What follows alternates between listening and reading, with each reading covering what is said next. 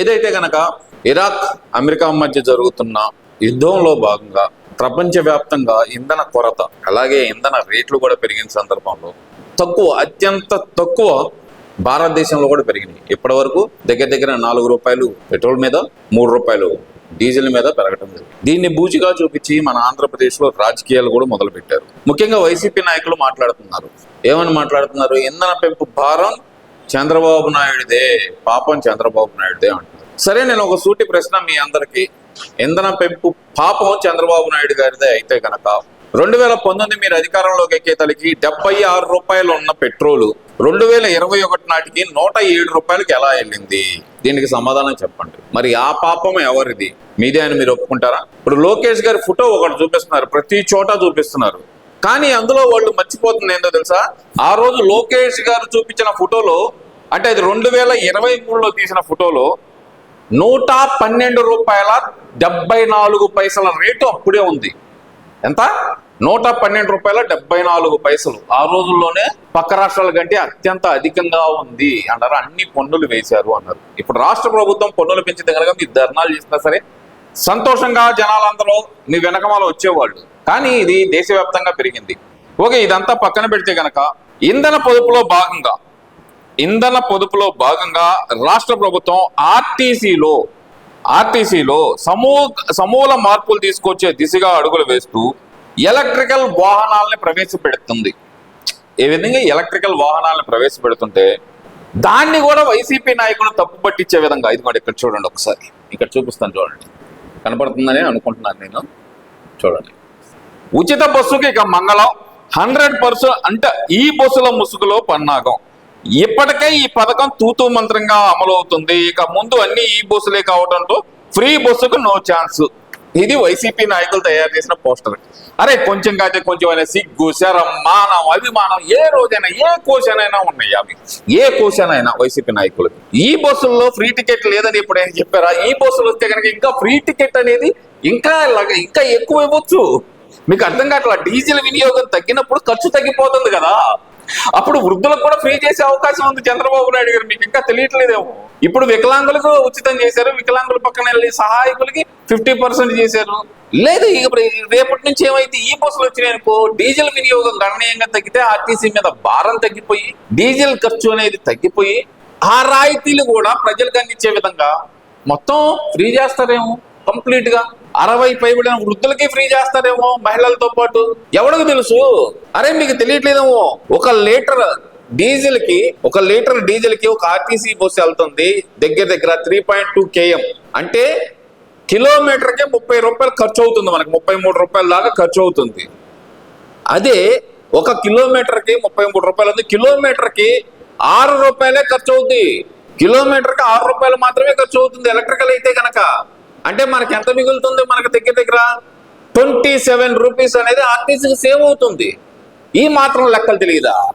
అరే, మీరు అసలు రాజకీయం చేస్తున్నారా, ఇంకేమైనా చేస్తున్నారా? సరే, ఇవన్నీ ఓకే అండి. అదేంటంటే కనుక వాళ్ళకి కోడి బుర్ర, వాళ్ళకి అర్థమై సావదో లెక్కలు చూద్దాం అంటే వాళ్ళలో లెక్కలు వచ్చిన వాళ్ళు ఎవడు లేదు, సబ్జెక్ట్ ఉన్నాడు ఎవడు లేడు. వాడెవడో వస్తాడు, ఆడెవడో ఉన్నాడు డబుల్ పీజీ హోల్డర్ నేను అంటూ పిల్లలకి టానిక్లు అమ్ముకుంటా తిరుగుతూ ఉంటాడు. వాడెవడు పిల్లలకు ఫుడ్ అమ్ముకుంటా తిరుగుతూ ఉంటాడు, టాడ్లర్ ఫుడ్స్ అని అమ్ముకుంటా తిరుగుతాడు. వాడి పేరు ఏంటంటే డబుల్ పీజీ హోల్డర్ అండి. వాడు కేసర్ విజయ్ కేసర్ రెడ్డి, ఏదో ఒక రెడ్డి. వాడు వస్తాడు, డేటా ఉందా అనుకుంటా. డేటా లేని ఎవడైనా ఉన్నాడంటే వాడు ఒకడే. సరే, వాడి గురించి మనకెందుకు లేకండి, ఆ డేటా లేని వాడి గురించి. ఇక మా అంబటి రాంబాబు గారు అండి నిన్న లోకేష్ గారి గురించి మాట్లాడారు. దాని గురించి నేను వివరణ ఇస్తా, బరాబరు మాట్లాడతా. అయ్యా అంబటి రాంబాబు గారు, మీకు ఇది నా హెచ్చరిక అనుకోండి, లేదంటే మా సూచన అనుకోండి, ఏదైనా అనుకోండి. కూటమిలో మీరు టచ్ చేయకూడని పర్సనాలిటీలు 4 ఉంటాయండి. మీరు టచ్ చేయకూడని పర్సనాలిటీలు 4 ఉంటాయి. నారా చంద్రబాబు నాయుడు గారు, పవన్ కళ్యాణ్ గారు, బీజేపీ రాష్ట్ర అధ్యక్షులు, అలాగే పురంధరేశ్వర్ గారు, ఇంకా చూస్తే కనుక నారా లోకేష్ గారు. నారా లోకేష్ వీళ్ళెవరిని టచ్ చేయకూడదు. టచ్ చేశారనుకో, మీరు చేసిన టచ్ మీకు డబల్ గా రిటార్ట్ అయి మీకు దగ్గరకు వస్తుంది. ఏంటి మీరు మాట్లాడుతున్నారు కదా, ఒకసారి ఇదే అంబటి రాంబాబు మాటల్లో, ఆయన మాటలు వింట్లో అయితే కనుక విశ్లేషణ అయితే చేద్దామండి మనం. ఆర్టీసీని ప్రైవేటీకరణ చేసేస్తారు, మళ్ళీ మేము తీసుకొచ్చి గవర్నమెంట్ లో పెడితే. వయసులో పెద్దముండా వాడివి, నేనేమని పిలవాలి? నేను బాబాయ్ అని పిలవడానికి ఏమో వరుస కాదయ్యా నువ్వు నాకు. మామ అని పిలిస్తేనే బాధపడతావు, నన్ను మామ అంటారా అని. సరే, అంబటి రాంబాబు అన్న అని పిలుస్తాను నిన్ను. అన్న రాంబాబు అన్న, ఆర్టీసీని ప్రైవేట్ పరం చేస్తున్నారని ఎవరు చెప్పారు మీకు? ఎలక్ట్రికల్ బస్సుల మెయింటెనెన్స్, ఓన్లీ మెయింటెనెన్స్ అంటే గనక వాటి సర్వీసింగ్, రిపేర్లు అనేది ప్రైవేట్ వ్యక్తులకి ఇస్తారు. ఎందుకంటే గనక కొత్తగా వస్తున్నాయి అవి, వాటికి సర్వీస్ అనేది ఆ కంపెనీ వాళ్ళు ప్రొవైడ్ చేస్తారు కాబట్టి వాళ్ళకి అలాట్ చేస్తారు తప్పితే ప్రైవేట్ పరం చేస్తారని ఎవరు చెప్పారు? నీ కళ్ళలో జగన్మోహన్ రెడ్డి ఏమన్నా చెప్పాడా, లేదంటే వాళ్ళ తండ్రి గారు అయినటువంటి వైఎస్ రాజశేఖర్ రెడ్డి ఏమన్నా చెప్పాడా? మీరు గవర్నమెంట్ లో కలిపారా? వెళ్ళి ఆర్టీసీ ఎంప్లాయీలకు చెప్పాను, చెప్పు తీసుకొని కొడతారు నిన్ను, వదిలేయక దాని గురించి. కాలేజీలు ప్రైవేటీకరణ చేసేస్తారు లోకేష్ గారి నాయకత్వంలో. ఎందుకంటే లోకేష్ గారు క్యాష్ ఇస్తే పెట్రోల్ బంకులు ఎవరు క్యాష్ ఇవ్వరు కదా. లోకేష్ గారికి క్యాష్ వస్తే సరిపోయింది అన్నారు. ఆ సంచులు మోస్తుంది నువ్వేనా? అక్కడి నుంచి సంచి మోసుకుంటా వచ్చి లోకేష్ గారి ఇంట్లో పెడుతున్నావు నువ్వేనా? సంచులు మోసే ఉద్యోగం ఏమైనా చేస్తున్నావు నువ్వు లోకేష్ గారి దగ్గర? పెట్రోల్ బంకులలో అయినా సరే ఎందుకు డబ్బులు ఇవ్వాలి అసలుకి నాకు అర్థం కాలేదు. ఎవరైనా సరే పెట్రోల్ బంకులలో డబ్బులు ఎందుకు ఇస్తారు? పెట్రోల్ బంకులు అనేది ఇండియన్ ఆయిల్ కార్పొరేషన్ కింద ఉంటాయి, IOCL కింద ఉంటాయి. ఆ సంగతి అనేది తెలుసా నీకు? పెట్రోల్ లీటర్ అమ్మితే గనక వాళ్ళకి వచ్చే కమిషన్ ఎంత వస్తుందో ప్రజలకు తెలుసు. రాష్ట్ర ప్రభుత్వానికి ఎంత వాటా వెళ్తుందో ప్రజలకు తెలుసు. కేంద్ర ప్రభుత్వానికి ఎంత వాటా వెళ్తుందో ప్రజలందరికీ తెలుసు. దీంట్లో వాటాలు ఎలా వెళ్తాయి? మీరమ్మినట్టు లిక్కర్కి స్కానర్ పెట్టకుండా అంటే డిజిటల్ పేమెంట్లు లేకుండా చేయట్లేదు కదా ఎవరు. డిజిటల్ పేమెంట్ విధానం ఉంది కదా, ఇక్కడ లిక్కర్ షాపులు ప్రజెంట్ కూడా డిజిటల్ పేమెంట్ విధానం ఉంది కదా. అప్పుడు మీరు దోచుకున్నారు. అది దోపిడీ అంటే, దీన్ని దోపిడీ అంటారు. ఇక లోకేష్ గారి గురించి కొంచెం అబ్యూజివ్ లాంగ్వేజ్ వాడాడు కాబట్టి కొంచెం నేను కూడా కంట్రోల్ తప్పుతాను, దయచేసి ఎవరేమనుకోవద్దు. ముందుగానే చెప్తున్నా. అన్న అంబటి రాంబాబు అన్న, ముఖ్యంగా నువ్వు అస్సలు సీరియస్ గా తీసుకోమాకు. నువ్వు తీసుకున్నా సరే నాకు కూడేది ఇవ్వలే గారు. మీరందరూ లోకేష్ అనుకుంటున్నారా? It's not Lokesh, love cash. నేను ఒక మాట అంటాను, లవ్ క్యాష్. క్యాష్ అంటే లవ్ లేదు ఎవరికి.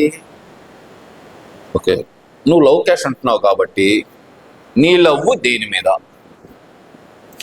22 ఎకరాల మామిడి తోట మీద, లేదంటే గనక సంజన సుకన్నా మీద, లేదంటే గనక మసాజ్ పార్లర్ల మీద, లేదంటే గనక మురిగుంటలో దిగి చనిపోయిన వ్యక్తి ఇచ్చిన 5 లక్షల మీద? ఇవన్నీ కాదనుకుంటే గనక గుంటూరులో ఉన్న గెస్ట్ హౌస్ మీద ఉందా ప్రేమ? దేని మీద ఉంది ప్రేమ నీకు? అందుకే చెప్పేది, ఒకటి అనకు 10 అనిపించుకోకు అని. నిన్ను అంటానికి మాకు నిమిషం పని. లవ్ క్యాషా? ఏ విధంగా లవ్ క్యాష్ అయ్యాడు ఆయన? నిజమే, ఆయన లవ్ క్యాషే అనుకుందాం. ఆయన నిజంగా లవ్ క్యాష్ అనుకుంటే కనుక ఆయనకి ఏమైనా అవసరం, రాజకీయాల్లోకి రావాల్సిన అవసరం ఏముంది? ఆయనకి వెళ్ళిపోవచ్చు, హెరిటేజ్ని టేక్ ఓవర్ చేసుకోవచ్చు. ఆయన చదివిన చదువుకి, స్టాన్ఫర్డ్ యూనివర్సిటీలో ఆయన చదివిన చదువుకి బ్రహ్మాండంగా డెవలప్ చేసుకోవచ్చు. కానీ అవన్నీ వదిలేసి ఏదో పాపం పిచ్చాడు విద్యార్థులకు ఏదో చేద్దాం అని చెప్పి వచ్చి ఏదో చేస్తున్నాడు తప్పితే ఆయన గురించి మాట్లాడామనుకో, చెబుతున్నాం కదా, నువ్వు ఒకటంటే 10 బరాబర్ అంటావు. నువ్వు లవ్ క్యాష్ అన్నావు కాబట్టి నీ లవ్ దేని మీద? సంజన మీద, సుకన్య మీద? దేని మీద ఉందో చెప్పండి మాకు. అలాగే మసాజ్ టేబుల్ మీద గంట అరగంట మీద ఉందా? దేని మీద ఉందో చెప్పండి మాకు కూడా. లవ్ అనేది దేని మీద ఉంది, ఇది తెలుసుకోండి. క్యాష్ లవ్ చేస్తాడు, అందుకనే మంచి పేరు పెట్టారు. నాకు ఒకసారి చనిపోయాడు హరికృష్ణ గారు చెప్పాడు, వాళ్ళ మేనమావే, నాకు బాగా అప్పుడప్పుడు కలుస్తుండేవాడు. మా లోకేష్ చిన్నప్పుడు దాన్ని ఏమంటారు, అన్నప్రసాదం రోజున అన్ని వరుసనే పెడతారు. కత్తి, పిన్ను, క్యాషు, వ్యవసాయ పనిముట్లు ఏది పట్టుకుంటాడండి. మా లోకేష్ మా మేన డైరెక్ట్కి వెళ్ళి క్యాష్ పట్టుకున్నాడండి. అందువల్ల మా Lokesh is loving cash, love cash. సరే అంబటి రాంబాబు గారు, మిమ్మల్ని సూటిగా ప్రశ్నిస్తున్నాను. మీకు అన్నప్రాసంలో ఏం పెట్టారు? మసాజ్ టేబుల్ పెట్టారా? మల్లెపూలు పెట్టారా? చీర పెట్టారా? చీర కొంగులు ఏమన్నా పెట్టారా అక్కడ? లేదంటే మామిడి తోటల పత్రాలు ఏమన్నా పెట్టారా? ఏం పెట్టారు? ఇప్పుడు హరికృష్ణ గారు మీకు చెప్పారు అంటున్నారు. నాకు తెలిసి మీరు హరికృష్ణ గారి దిగిన ఒక్క ఫోటో కూడా నాకు కానరాలా.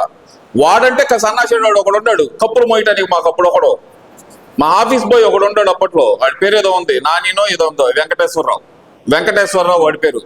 తర్వాత కొంచెం గడ్డం పెంచుకొని నాని అని పెట్టి పేరు మార్చుకున్నాడు ఆ వెంకటేశ్వరరావు గారు. వాడంటే కప్పులు మోస్తా అప్పుడు హరికృష్ణ గారి పక్కన ఉండేవాడు. నువ్వెక్కడున్నావు అప్పుడు? ఆయన నిన్ను కలిశాడు, మాట్లాడాడు అంటున్నావు కదా, నువ్వెక్కడున్నావు అప్పుడు? అంటే మా హరికృష్ణ గారికి చెప్పులు ఎక్కడ పడితే అక్కడ తిరుగుతూ ఉంటారు. అయ్యేమన్నా పాలిష్ స్టేట్ అనుకున్నావు నువ్వు అక్కడ? సారీ, ఈ మాట అన్నందుకు తప్పు అనుకోవద్దు.